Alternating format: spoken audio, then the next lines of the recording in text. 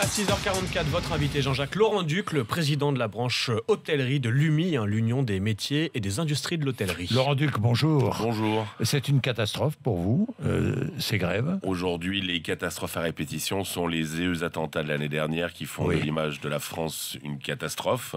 Le blocage des stations-service aujourd'hui, c'est sanction immédiate. Les restaurants qui sont pas accessibles à pied ne travaillent plus. Donc il suffit que vous tous soyez... les restaurants qui sont en dehors des villes...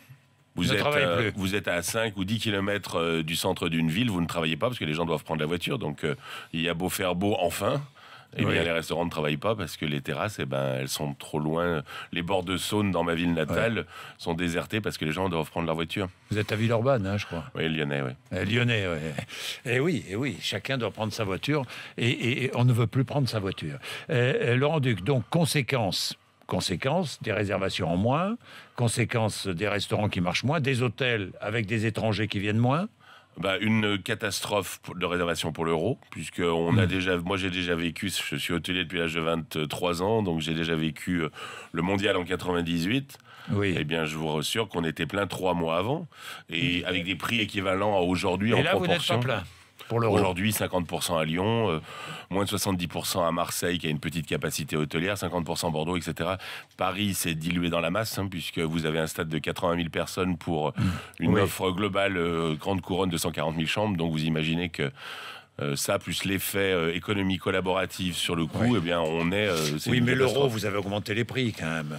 Normalement, comme n'importe quelle manifestation étrangère. Regardez à Saint-Étienne, j'ai un exemple, à Campanile, 44 € pour une chambre normalement. Vous êtes déjà allé à match, Saint-Étienne ? 124 €. Parfait. Ah oui, j'y suis allé souvent. Bon, eh bien, comprenez bien que Saint-Étienne, il y a 1500 chambres, il y a un stade de 50 000 personnes. Oui. Ceux qui veulent être contre le stade, il faut qu'ils en payent le prix. Je veux dire, aujourd'hui, la célébrité, quand vous allez en vacances en été, votre billet pour Marrakech, 90 € au mois de janvier, vous le payez 500 en été, c'est normal. C'est ce qu'on appelle du yield management. Il y a une demande et qu'il y a une rareté d'un produit. Normal que les demande, 124 € un Campanile pendant l'euro, je trouve ça même pas cher. 44 €, c'est le prix du week-end du Campanile.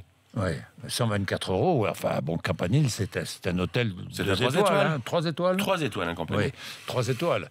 Oui, enfin bon, les prix ont fortement... Est-ce que ce n'est pas que cette augmentation des prix que vous avez moins de monde? Il y a 20 à 30% de clientèle à moins sur Paris du fait des attentats. Oui. Vous avez des 5 étoiles qui se vendent le week-end 100 € sur l'avenue de la Grande Armée. Vous pensez que c'est le bon prix ? Vous pensez que c'est la vraie solution?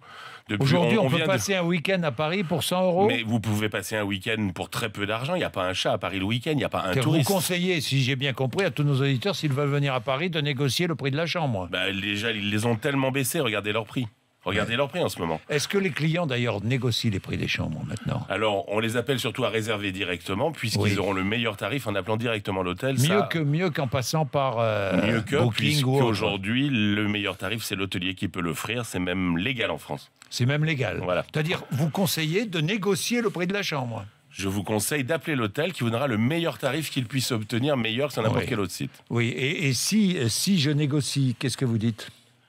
Alors, je ne vous ai pas appelé à négocier, je vous ai appelé à appeler le... mais si je le fais, Monsieur, est-ce que tout est question de prix? Un client arrive chez vous. Bien sûr. Un client appelle chez vous. Mais bien sûr.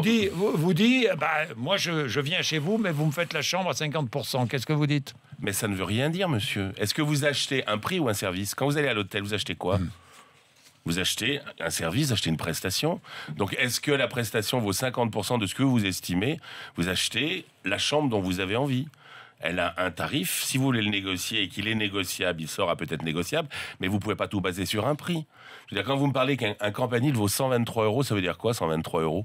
Un Campanile en plein centre de Paris au moment du mondial de l'auto, ça vaut combien? Ça vaut 250 €, donc ça ne veut rien dire finalement. Le prix n'est que la valeur de la demande et de l'offre. Bon, Laurent, oui. Ça, vous avez d'accord. Le prix, c'est toujours une négociation. Absolument. On est bien d'accord. Laurent-Duc, que faudrait-il faire pour remplir vos hôtels? Renvoyons une image positive de la France aux étrangers. Aujourd'hui, la première destination touristique au monde est à feu et à sang sur les télés du monde entier. Les Américains ne viennent plus.